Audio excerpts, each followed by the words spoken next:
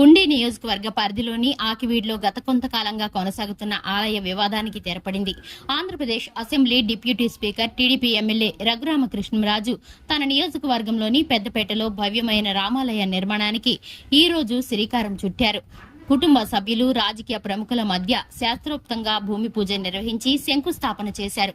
పెద్దపేటలో ఉన్న గొంతెనమ్మ ఆలయం స్థానంలో రామాలయాన్ని నిర్మించాలన్న రఘురామకృష్ణరాజు ప్రయత్నంపై గతంలో తీవ్ర దుమారం రేగింది. రాత్రికి రాత్రి ఆలయ కూల్చివేత అంశం స్థానికంగా ఉద్రిక్తలకు దారితీయడమే కాకుండా ఈ వ్యవహారం హైకోర్టు వరకు వెళ్లింది.